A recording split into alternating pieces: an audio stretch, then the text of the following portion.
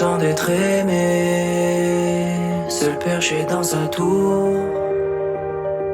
Personne n'entendait crier, elle ne compte plus les jours où les larmes ont coulé. Alors elle a court, alors elle a court.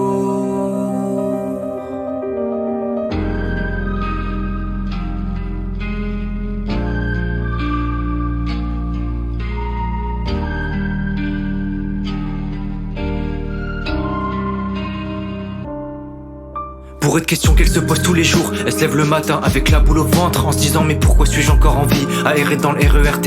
C'est bien ici que je vais crever et je saurai jamais pourquoi j'ai été créé. Je crois que ça restera l'un de ses pires regrets.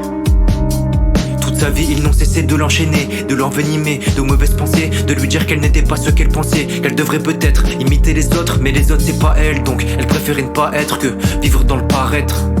Dis-moi si t'aurais fait pareil. Elle était plus mature que les jeunes de son âge, pas très forte dans les relations sociales. Elle a dû créer son personnage, qu'elle est devenue avec l'âge. Son esprit était tourmenté, toute petite il voulait la formater. Il ne voyait en elle qu'un amas de poussière, mais ne voyait pas l'étoile qui s'y trouvait derrière. On disait qu'elle était pas dans l'air du temps, mais je dirais même qu'elle était hors du temps. Intemporelle, elle jetait des miettes derrière elle en espérant que quelqu'un les prenne. Elle était si pure, elle était si belle, elle était si brute, mais personne n'a cru en elle. C'était devenu un ange privé de ses ailes. Elle rêvait tant d'être aimée, seule perchée dans sa tour. Personne n'entendait crier, elle ne compte plus les jours où les larmes ont coulé. Alors elle a court, alors elle a court.